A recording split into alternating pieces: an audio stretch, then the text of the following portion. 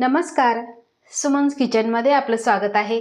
आज आपण वर्षभर टिकणारं लिंबू सरबताचं प्रीमिक्स कसं बनवायचं ते पाहणार आहोत।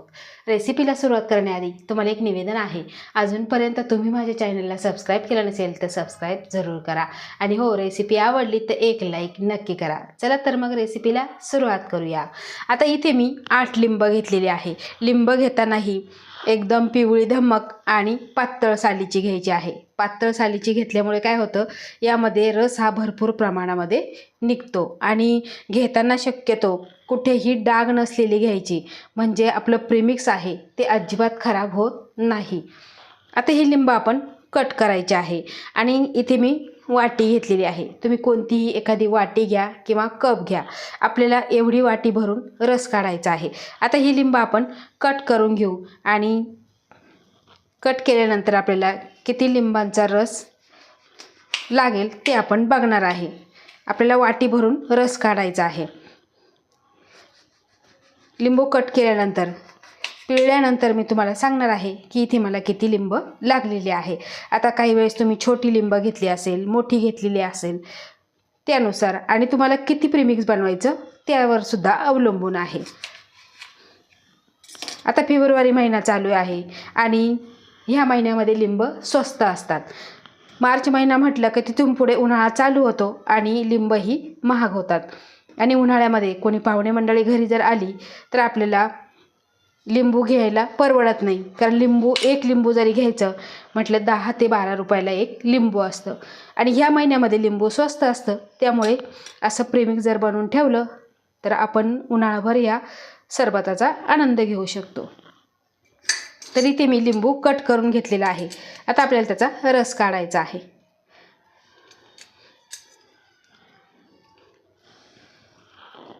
तर बघा, या पद्धतीने रस काढायचा आहे।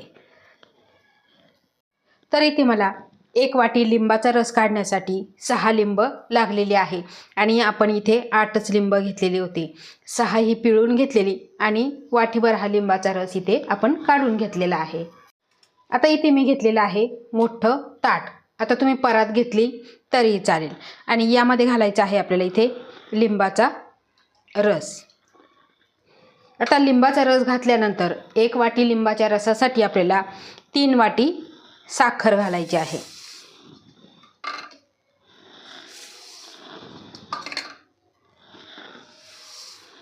आता साखर घातल्यानंतर आपल्याला लगेच हे सगळं मिक्स करून घ्यायचं आहे या पद्धतीने।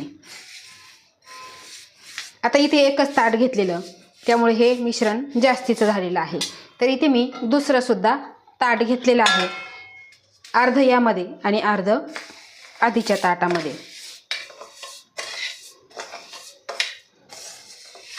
बघा, या पद्धतीने असं पसरून घ्यायचं आहे। असं पसरवल्यामुळे काय होतं, पटकन असे हे मिश्रण सुकल्या जातं।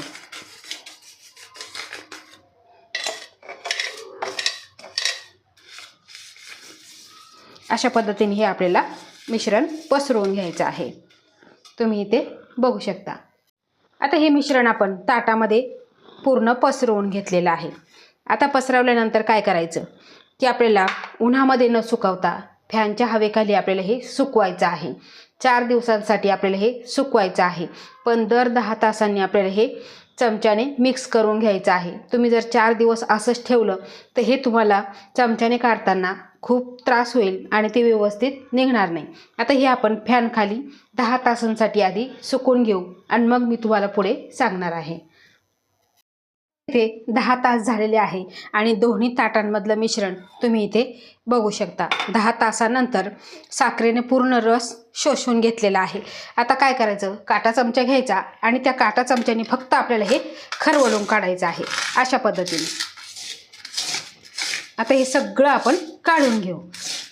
बघा, अशा पद्धतीने हे आपल्याला मोकळं करायचं आहे।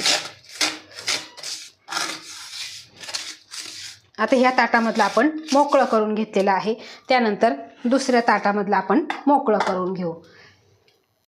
आता दोन्ही ताटांमधलं मिश्रण आपण काटा चमच्याने मोकळं करून घेतलेलं आहे। आता पुन्हा आपल्याला हे फॅनच्या हवेखाली सुकत घालायचं आहे 4 दिवसांसाठी, पण 10 तासांनी आपल्याला हे मिश्रण आहे ते असं मोकळं करून घेत राहायचं आहे. दर 10-10 तासांनी मोकळं करायचं आहे. म्हणजे काय होईल, फॅनच्या हवेखाली छान असे हे सुकल्याही जाईल आणि जशी खडीसाखर असते तसे खडीसाखरेसारखे याचे खडे तयार होतील. आता 4 दिवसांनी आपण बघूया. तर इथे 4 दिवस झालेले आहे आणि 4 दिवसानंतर तुम्ही इथे बघू शकता एकदम कडक असं हे सुकलेलं आहे. दर 10-10 तासांनी आपण हे मिक्स करून घेतलेलं आहे आणि खरवडून घेतलेलं आहे. त्यामुळे तुम्ही इथे बघू शकता एकदम खुळखुळा असा आवाज येतो.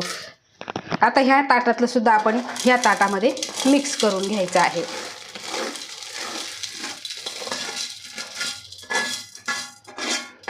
बघा छान असं मिश्रण हे आपलं तयार झालेलं आहे. आता त्यानंतर काय करायचं, यामध्ये घालायचं आहे आपल्याला मीठ. मीठ तुम्ही साधंही घालू शकता, सैंधव घालायचं आहे. इथे मी सैंधव मीठ घेतलेलं आहे 1 मोठा चमचा. सैंधव मिठाने काय होतं, चवसुद्धा छान येते. आता हे सगळं आपण मिसळून घेऊ. मीठ टाकल्यानंतर सगळं हे आपण मिक्स करून घेतलेलं आहे. आता इथे घेतलेलं आहे मी मिक्सरचं मोठं भांडं आणि त्या भांड्यामध्ये आपल्याला ही सगळी साखर घालून घ्यायची आहे.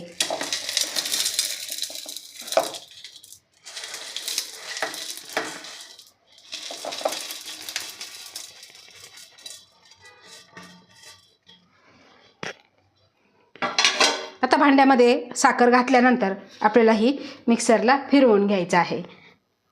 तर इथे आपण मिक्सरला हे फिरवून घेतलेलं आहे आणि इथे आपलं लिंबू सरबताचं प्रेमिक्स तयार झालेलं आहे. आता एका वाटीमध्ये आपण काढून घेऊ.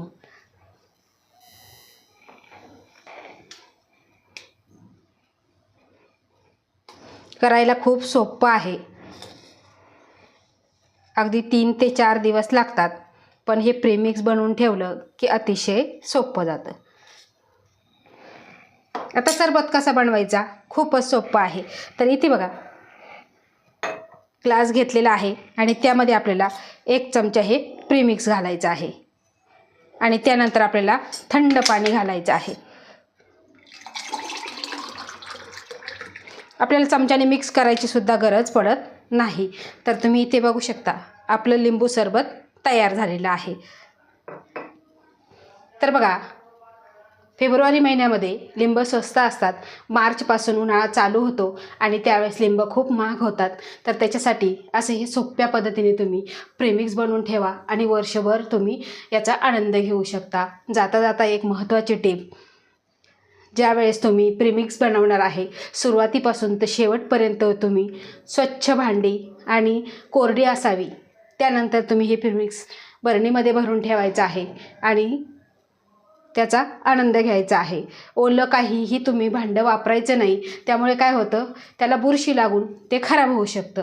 तर अशा ह्या सोप्या पद्धतीने तुम्ही लिंबू सरबताचं प्रेमिक्स जरूर करून बघा आणि तुमचा अभिप्राय मला कमेंटद्वारे नक्की कळवा. आवडल्यास लाईक करा, शेअर करा, सबस्क्राईब करा आणि बाजूचं बेल आयकॉन बटन प्रेस करा. धन्यवाद.